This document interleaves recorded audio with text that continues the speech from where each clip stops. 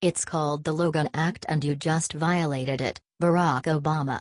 It's a felony and comes with a lengthy jail sentence.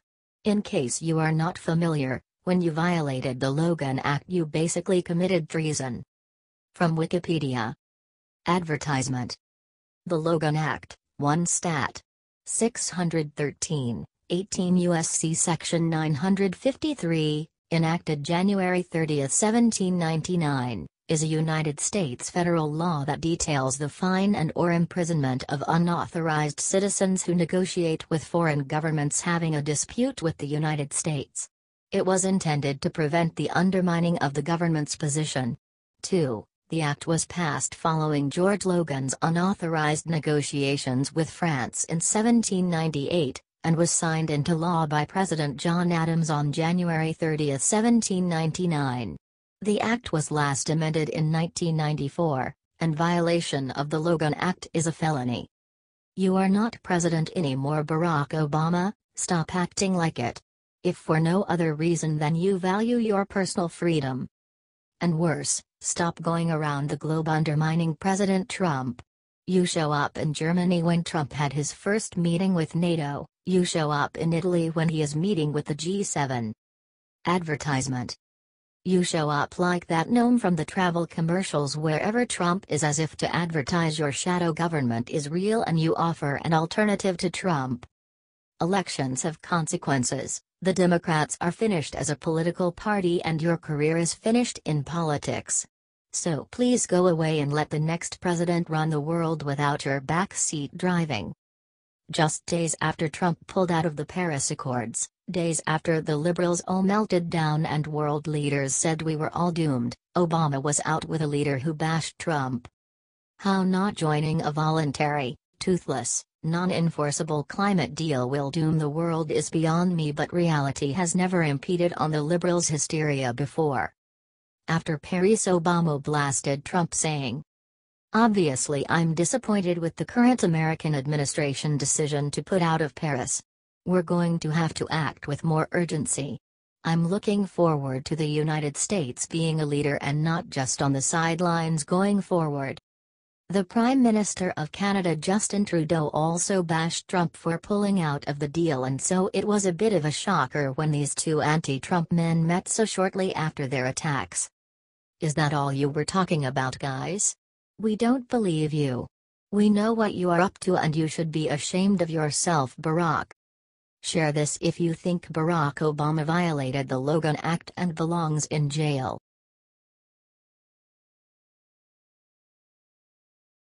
President Donald Trump defended by Romney. Liberals' hate for President Donald Trump is rapidly getting out of control, and they just can't hold their urge to criticize the president or do a Kathy Griffin-style joke. No, Griffin didn't make a joke. This is something beyond any joke. It's a disgusting display. President Donald Trump doesn't deserve it.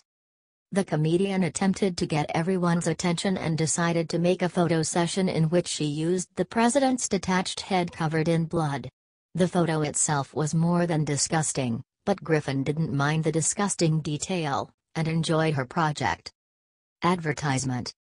The photo session blew away Americans, and everyone is now furious with Griffin's sense of humor.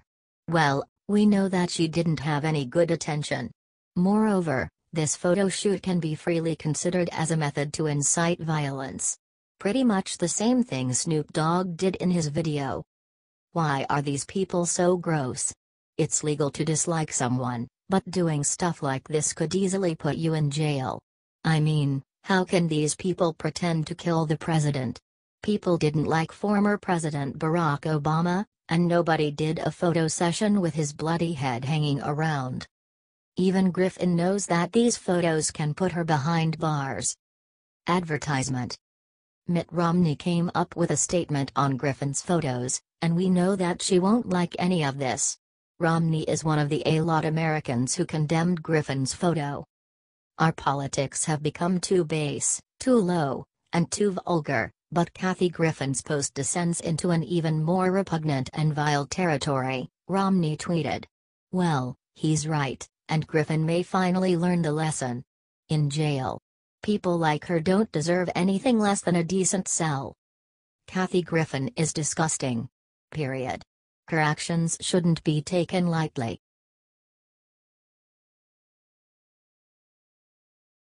Another win: governor signs bill allowing schools to teach the Bible. This is a glorious day for Kentucky. Governor Matt Bevin, R., today surprised everyone with his decision to sign a bill into law which will soon allow the public schools to start Bible courses. This is one great step for humanity and enormous praise to God. This will teach students knowledge of biblical content, characters, poetry, and narratives. Via American Lookout. Governor Matt Bevin publicly signs bill allowing Kentucky's public schools to teach the Bible. At the Capitol on Tuesday, Governor Matt Bevin gave his public amen to a bill allowing Bible courses in public schools. Normally, a bill signing does not open with prayer, but in this case, it may have been appropriate. At a ceremony in the Capitol Rotunda, Bevin signed House Bill 128, which allows public schools to teach courses on the Bible. The bill's sponsor says students need to understand the role the Bible played in American history. It really did set the foundation that our founding fathers used to develop documents like the Declaration of Independence, the Constitution, the Bill of Rights, said Rep. D.J. Johnson, R. Owensboro. All of those came from principles from the Bible. The bill, which easily passed the House and Senate, gives local school boards the option of developing a Bible literacy class as part of their social studies curriculum. The course would be elective, not required. The idea that we would not want this to be an option for people in school, that would be crazy. I don't know why every state would not embrace this, why we as a nation would not embrace this, Bevin told the crowd. The ACLU of Kentucky said it's concerned about how the law might be used in schools. A Bible literacy bill that, on its face, may not appear to be unconstitutional, could in fact become unconstitutional in its implementation, said Advocacy Director Kate Miller. Miller told WDRB News the ACLU will monitor the law closely. We want to make sure that teachers can teach and make sure that they don't go in to preach, Miller said. Many people are glad this is coming back. A lot of moral values enjoyed by the now aged group in America which have been thrown away may just come back. I hope this will last long.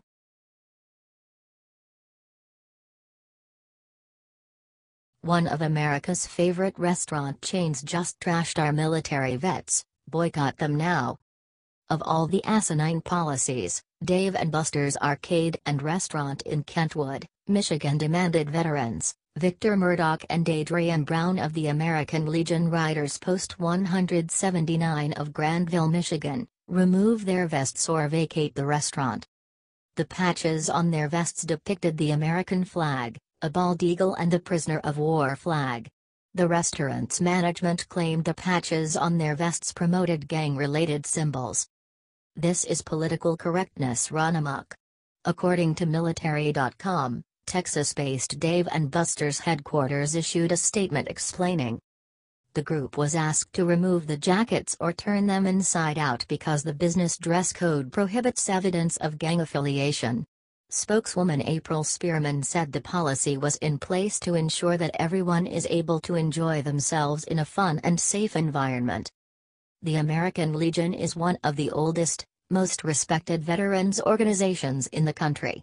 Since its charter and incorporation by Congress in 1919 following World War I, the American Legion has served as a patriotic veterans organization devoted to mutual helpfulness. The American Legion is most assuredly not a gang. The American flag, the bald eagle and the prisoner of war flag are not gang symbols. Dave & Buster's needs to reap what they have sown. The internet is full of forums and discussion groups planning to boycott Dave & Buster's for their utter contempt and disrespect of American veterans. Dave & Buster's is not only disrespecting veterans who have served our country, they are denying them their First Amendment right to freely express themselves. What does this say about America when our veterans cannot display the very flag they fought and died for? Not sure how to pronounce it, but the word is boycott.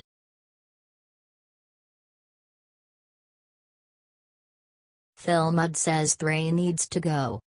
There is a famous song by Jim Croce song that warns about getting too close to the sun, that warns a man about biting off more than he can chew, that warns a man about trying to bully or pick on the wrong man. It is a classic parable told since Jesus's time. Advertisement.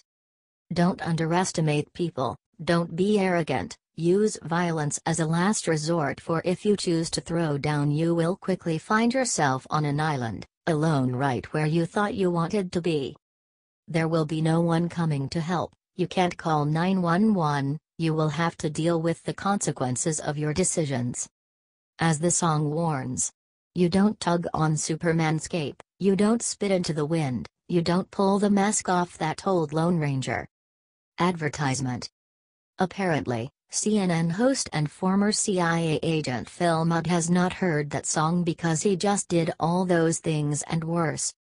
Former CIA agent, and now paid CNN shill Phil Mudd took issue with Thray Gowdy's questioning yesterday of former CIA Director John Brennan. Representative Thray Gowdy, RSC, doggedly questioned Brennan about Trump-Russia collusion and contact and proof. Brennan dodged the questions for the most part because the answers were classified, and used other evasive tricks. Thray works for the American people and he knows we want to know the whole truth. And for that this guy Mudd said. Thray Gowdy should have his ass kicked. He knows the difference. If you are an American citizen and CIA is collecting intercepts of Russians of what you said, is it fair to go to court and say that is evidence of something you did wrong? The breach of decorum, the personal attacks, and calls for violence against a sitting congressman shocked even the hardened cynics in the FEC who are already reviewing tapes of the incident. Before the FEC could even investigate this clown, he kept talking and revealed a bombshell about the whole Trump-Russia. Because the American citizens have a right to have evidence presented in a court beyond a conversation of Russian official reports. It is a hard line. It is frustrating for the American people. I hope they don't want evidence perceived as something a Russian official says. I don't want to be convicted on that, Mudd said.